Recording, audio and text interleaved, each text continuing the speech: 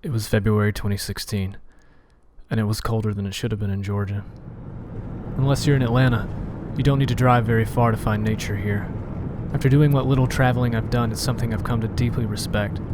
Living in the city, it's all too easy to forget the connection between man and the land, and that connection was what I had gone looking for on that cold day in February, among other things.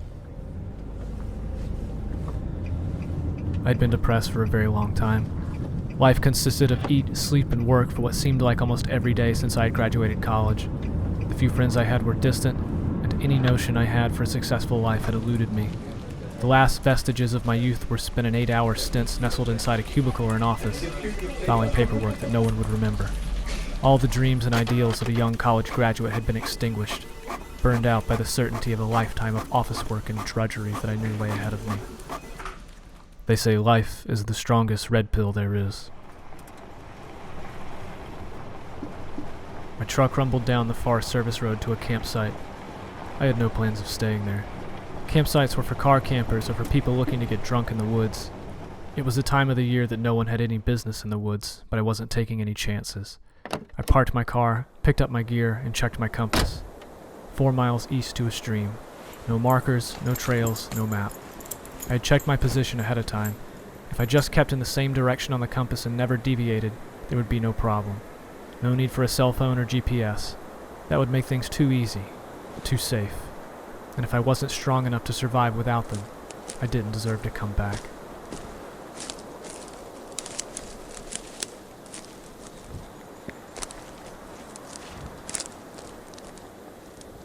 The woods were bone dry. No snow, no frost. Georgia was in some kind of strange winter drought and it hadn't rained in some time. The woods were bathed in a thick carpet of crunchy leaves that made my footsteps much louder than I would have liked. The noise from my hike made it difficult to listen to the sound of the woods. I stopped occasionally to do just that and try to listen. My small game rifle had started to feel more heavy after about 2 miles in. I figured it would be a good opportunity to see if I could get a squirrel or something and try cooking it up for dinner.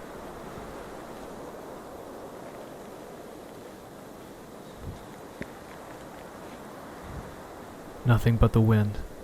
No birds, no insects. Absolutely nothing. It was so cold and dry that anything that wasn't dead or hibernating deep in its burrow somewhere had long migrated elsewhere. The silence was so strange deep in the woods. As I continued, I knew that my movements were probably the loudest thing for a mile around.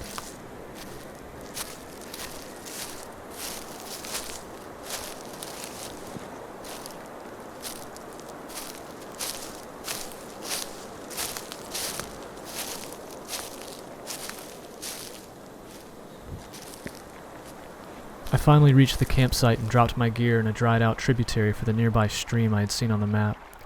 4 solid miles with nearly 50 pounds. Not much for an accomplished hiker, but it was plenty for me. My joints were glad to be rid of the weight. The stream was unfrozen despite it being so cold and it ran smooth and quiet. I spent the rest of the day setting up the tent, preparing a fire, and looking for small game, but I could find none. Truly the woods were deserted. Good, I thought. All the better. I didn't want to be near a single living thing. I wanted to get away from everything, from everyone. Perhaps then, in the silence of solitude, I could remember what it felt like to feel something.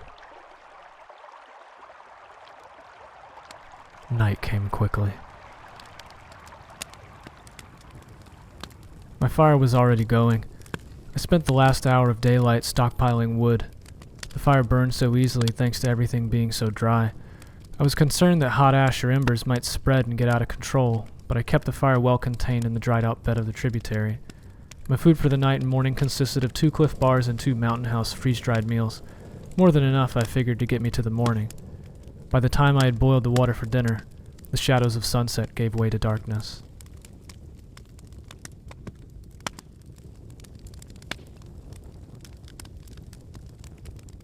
The fire seemed to glow brighter now with the sun down, if only for how dark it was. There were no stars and no moon.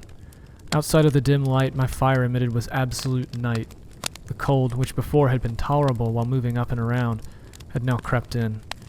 My mind wandered as I tried to retrace the steps of how my life had ended up this way. What decisions I had made and why I had felt compelled to come to this place. Counseling would have been cheaper than all this gear. or at least not so cold. But then there are some cases in which the patient must minister unto themselves, and so I tried in those moments in my own way to find answers.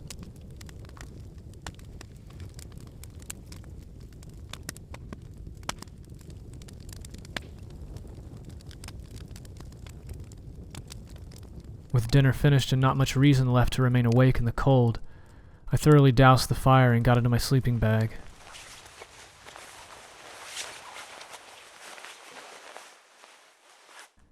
It was truly quiet now.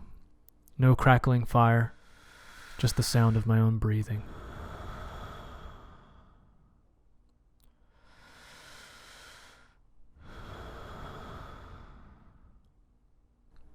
It was cold. Time passed for what felt like hours, but I didn't sleep. I couldn't sleep.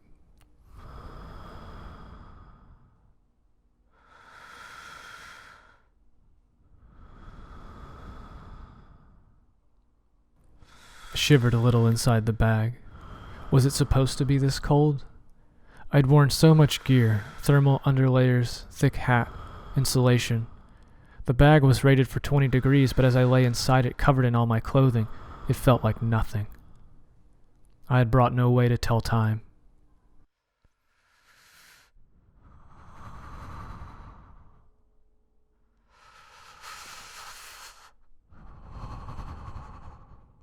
It happened slowly. The shivers subsided and gradually began to give way to stiff numbness. I could feel my heart instinctively laboring, refusing to slow down, but it was fighting a losing battle. What felt like an eternity passed.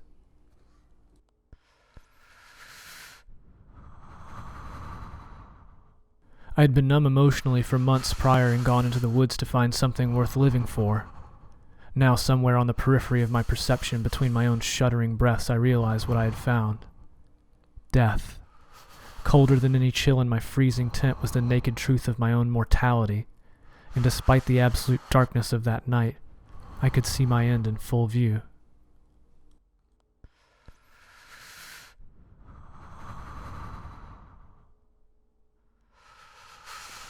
Panic is the last thing to do in these kinds of situations. I started to consider my options. Despite all the scenarios I considered, I realized in that moment that the first choice was very binary. Get up and live, or stay down and die. That was all I needed to do. Just stay down and drift into the darkness. No one knew exactly where I had gone. It would take days, maybe a week or more, for someone to find me this far off any trail. Wasn't this what I wanted? To disappear. Not to cease to exist, but to have never existed. No violent suicide, no brains splattered across the white tile of my bathroom. This would be a peaceful drift into oblivion. No more office life. No more petty dramas and struggling with inadequacies. I could join my dreams in death.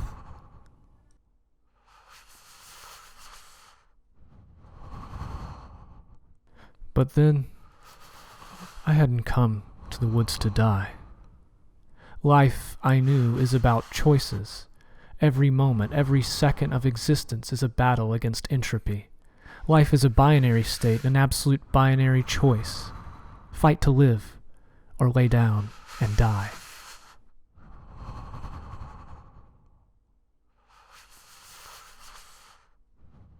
In that moment, I decided to live. I decided to live because I had not come to those woods to die. That was not my purpose. And while I didn't know what my purpose was in life as I made that decision, I knew that dying in that moment was not the purpose I had chosen. To that end, walking 4 miles back to the truck in the freezing dark with only my compass and flashlight was not an option. Remaining in the bag and freezing to death was also not an option. The only option that remained then was to restart the fire and hope it would be enough to keep me warm. I prepared myself to get even colder than I already was. The numb stiffness in my fingers made it hard to open the zipper to the tent. I'd already been so thorough with dousing the fire, and I had lost so much dexterity to the cold. My body stiffly protested as I raked back the burned-out scraps of the campfire. There wouldn't be much time before my hands would be nearly useless, and even with the lighters I had brought, there would be no way I could process much tinder to start over.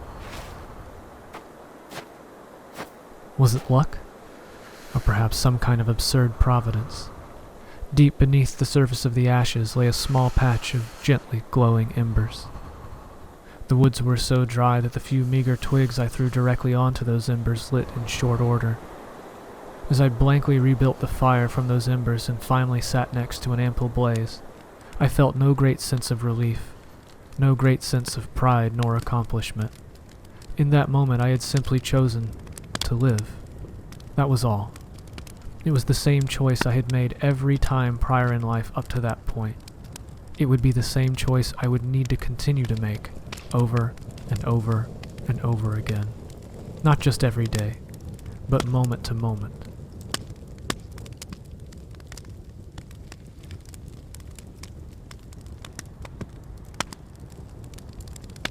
I had brought no way to tell time.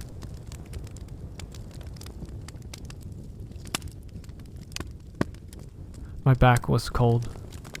In the open there was no way to reflect the heat of the fire or to conserve it. I sat as close as I dared, the smell of smoke and ash fading due to familiarity after a time. Each time the fire would die down a little, the cold would creep in that much closer. The dry wood burned easily, but it also burned quickly.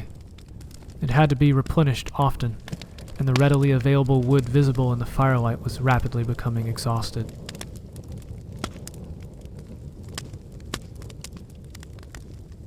My trips away from the fire became further and further. Each time away felt like holding my breath. It was sometime after many trips that I had become tired, but I knew there could be no rest. To sleep was to die, and the decision I had already made was absolute. There would be no going back now.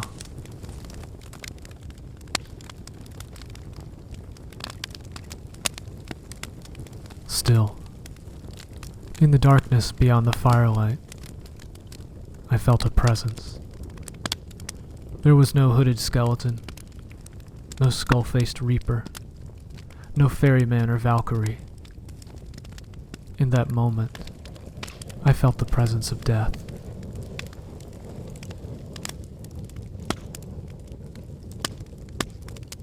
It was peaceful. It was simply there, and it had always been there. It would always be there, timeless and immortal. I saw in that moment the totality of the nothingness in the woods around me, like inverting an image wherein one becomes aware of all the negative space. What kind of hubris had I possessed wherein I felt like I was the focus of this image? No. The darkness was the subject of this scene. I was just ashes on the wind, passing between the image and the viewer.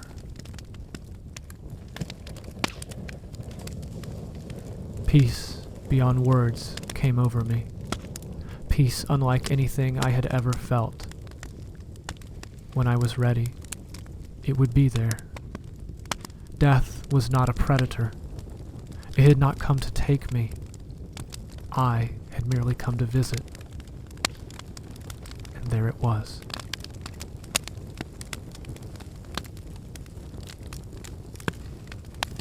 The darkness gave way to gray, and the gray to dawn.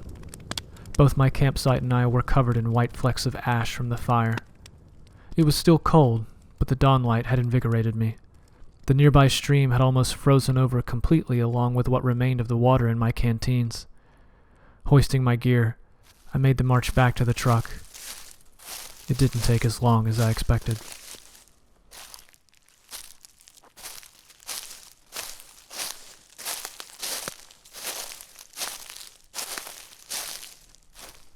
The warm air from the heater of that truck has never felt so good since. I blearily drove home down the Forest Service Road, having been awake for over 24 hours. The temperature read 22 degrees outside, but there was no telling how cold it had been on the ground of that campsite.